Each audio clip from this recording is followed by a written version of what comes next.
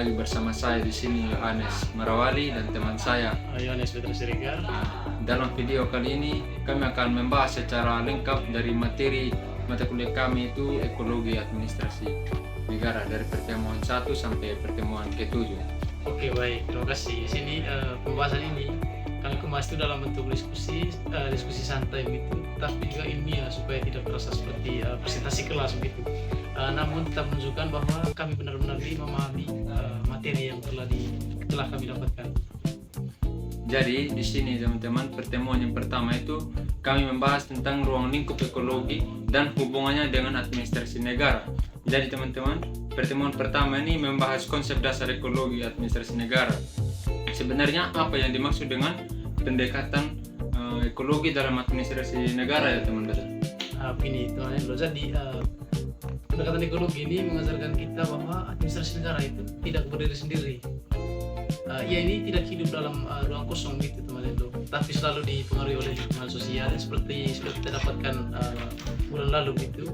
Ya. Lingkungan sosial, budaya, politik, ekonomi, bahkan teknologi.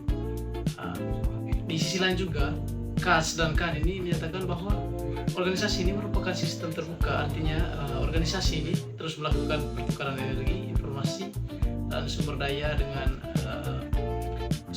lingkungannya begitu. Jika diterapkan pada pemerintahan begitu, maka keputusan publik itu tidak terlepas dari situasi masyarakat begitu. Menurut Fred dan Friedrich yang pernah kita dapatkan begitu juga melalui teori masyarakat prismatik menjelaskan bahwa negara berkembang sering berada dalam kondisi transisi begitu. Birokrasi ingin modern, tetapi budaya masyarakat yang kita lihat ini masih tradisional, sehingga terjadi konflik nilai dalam praktik administrasi begitu. Jadi begini teman-teman, jadi konflik kebijakan ini birokrasinya lambat dan tumpang tindih begitu ya, seperti yang kita tahu. Jadi kewenangan itu bukan sekedar kesalahan individu, tapi karena lingkungan yang kompleks. Kira-kira itu bagaimana ya Kak? Oke, menurut saya juga betul begitu. Lingkungan ini membentuk seperti karakter organisasi. Jika lingkungannya tidak stabil, maka kebijakannya juga ikut tidak stabil. Jadi sedikit kita merefleksi kembali bahwa kita juga menyadari bahwa keberhasilan administrasi negara ini bukan hanya ditentukan oleh peraturan, tetapi juga kondisi masyarakat tempat kebijakan diterapkan gitu. Jadi yang berikut itu lagi, yang pertemuan yang kedua yang dimaksud itu kami membahas tentang hubungan ekologi administrasi dengan manajemen strategi. Jadi mengapa pemerintah itu harus berpikir yang strategis begitu ya Pak? Oke, terima kasih. Baik, seperti yang sudah kita dapatkan juga waktu itu bahwa ada beberapa teori menurut para ahli yang seperti pernah kami bahas juga, itu menurut Fried dan David itu menjelaskan bahwa strategi adalah seni merumuskan gitu ya, melaksanakan dan mengevaluasi keputusan lintas fungsi agar tujuannya itu tercapai. Dalam pemerintahan juga strategi ini diperlukan karena negara menghadapi tekanan dan berbagai arah, tentunya masyarakat, politik, ekonomi global gitu. Seperti juga kita ketahui bahwa konsep manajemen strategi ini membantu pemerintah ini menekankan kekuatan, kelemahan, peluang, dan ancaman. Inilah yang dikenalkan sebagai yang seperti sudah kita dapatkan juga, seperti analisis SWOT. Teori kontingensi ini juga menjelaskan bahwa tidak ada suatu model kebijakan yang cocok untuk semua daerah gitu. Jadi daerah pesisir berbeda dengan daerah pegunungan. Daerah industri juga itu berbeda dengan daerah agraris gitu. Jadi kalau kita kembali lagi merefleksi kembali pertemuan-pertemuan ini, bahwa strategi pemerintah ini memang harus berbasis realitas sosial, bukan hanya imajinasi politik gitu. Jadi baik ya, kita lanjut lagi ke part ketiga, yang dimana pertemuan ketiga kita itu yang membahas tentang materi yang model dan proses manajemen strategi, yang dimana itu pertemuannya itu kita dapat belajar bahwa strategi tidak lahir secara instan gitu. Yang menurut kawan veteran ini, yang seperti kawan veteran tahu, coba ini kawan veteran jelaskan begitu. Oke, baik. Ini saya ambil lagi atau saya kutip lagi ini dari para ahli itu menurut Willen sendiri dan Hanger. Ada 4 tahapan strategis begitu teman Elo. Yang Yang pertama itu analisis lingkungan, formulasi strategi dan implementasi dan evaluasi. Ya, sudah kita ketahui juga bahwa analisis lingkungan ini berarti membaca masalah secara mendalam. Pemerintah itu tidak boleh langsung membuat kebijakan tanpa data. Terus yang formulasi strategi ini berarti memilih solusi terbaik dari berbagai alternatif. Disinilah ilmu administrasi diuji begitu. Jadi implementasi juga adalah tahap paling kritis itu. Yang dimana itu kebijakan yang baik sering gagal karena sumber daya itu tidak siap, anggaran terbatas dan kepentingan publik, politik itu. Jadi yang terakhir itu evaluasi. Evaluasi ini sendiri bertujuan mengkoreksi kebijakan. Jika pemerintah yang tidak mau mengevaluasi berarti tidak mau belajar gitu. Betul. Jadi berarti ini kegagalan kebijakan ini bukan karena ilmunya yang salah ya kan, tetapi sering karena dari dalam perencanaannya yang lemah begitu ya. Tepat sekali, menurut saya tepat sekali kalau begitu teman-teman. Jadi kalau kita juga refleksi kembali berkaitan dengan materi ini bahwa strategi yang hebat tanpa implementasi itu hanya akan menjadi dokumen begitu. Jadi begini, kita lanjut kepada part keempat itu, di mana ya kawan veteran ya, ini pertemuan yang keempat ini kita membahas tentang proses ekologi administrasi negara. Jadi menurut kawan veteran sendiri nih ya, seperti yang kawan veteran tahu itu apa sih yang dimaksud dengan proses ekologi administrasi dalam administrasi negara itu sendiri? Oke, baik, terima kasih, pertanyaan sangat bagus.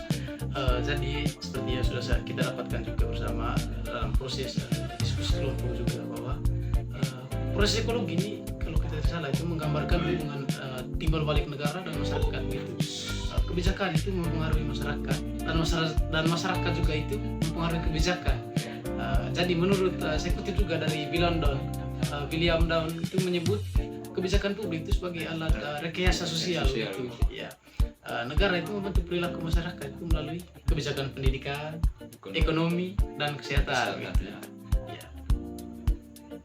Jadi negara ini sebenarnya mendesain masyarakat itu seperti apa sih kira-kira Pak? Dalam batas tertentunya iya gitu. Kalau kita juga refleksi kembali materi-materi ini, kebijakan hari ini adalah karakter bangsa di masa depan.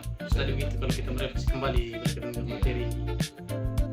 Jadi selanjutnya itu kita membahas tentang yang part pertemuan kelima lagi ya kan, yang dimana itu materi itu yang kita membahas tentang perilaku administrasi lagi. Jadi menurut kawan veteran nih, mengapa sih perilaku aparatur itu sangat penting? Oke, baik, terima kasih. Kalau teman Hello juga mendengar baik kemarin yang Pak sempat jelaskan bahwa Herbert Simon itu mengemukakan konsep bundle rationality ya. Iya, bundle rationality. Aparatur adalah manusia. Kalau tidak salah, aparatur adalah manusia, bukan mesin. Jadi keputusan mereka itu dipengaruhi oleh emosi. Di sisi lain juga ada tekanan politik, budaya kerja dan kepentingan pribadi. Jika budaya organisasi buruk teman Hello, maka kinerja juga ikut buruk. Integritas adalah jiwa birokrasi gitu. Jadi ya gimana ya kalau reformasi birokrasi ini tidak cukup begitu bagi ganti ke struktur gitu loh. Terus gimana ya? Harus ganti mental teman Hello. Jadi kalau kita merefleksi kembali itu materinya bahwa itu perbaikan negara itu dimulai dari kejujuran birokrasi. Jadi mungkin teman Hello bisa memahami juga. Jadi kami lanjut yang pertemuan ke-6 ini, yang dimana membahas tentang ini apa ya Pak? Organisasi publik. Terus dalam organisasi publik itu apa sih tentang organisasi publik? Oke, baik, terima kasih. Organisasi publik sendiri ini kalau kita lihat ini bekerja di bawah tekanan hukum, politik dan moral publik. Osborne dan Gabler ini menjelaskan bahwa kalau kita lihat organisasi publik itu harus inovatif, responsif dan efisien. Seperti yang sudah kita dapatkan juga itu bahwa paradigma baru menurut pemerintah itu melayani, bukan menguasai begitu. Jadi kalau kita juga merefleksi kembali berkaitan dengan materi ini, bekerja di sektor publik adalah pengabdian, jadi bukan sekedar profesi begitu. Jadi yang berikut itu kita membahas tentang ini apa lagi ya kawan veteran yang gitu, lingkungan tentang organisasi bisnis. Jadi yang dimana tuh mengapa sih sektor publik itu belajar dari administrasi bisnis gitu loh? Coba kawan jelaskan secara sedikit.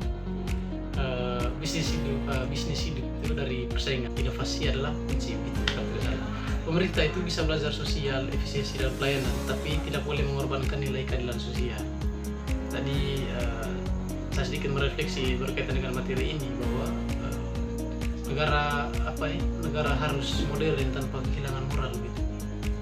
Tadi kalau kita buat sebuah kesimpulan bahwa ekologi administrasi ini mengajarkan kita bahwa negara adalah sebuah sistem hidup. Negara harus adaptif dan bertahan. Gitu. Jadi baik, mungkin itu saja ini sesingkat materi dari kami. Ya, penutup ini terima kasih atas perhatiannya. Semoga diskusi kami ini sangat bermanfaat. Oke.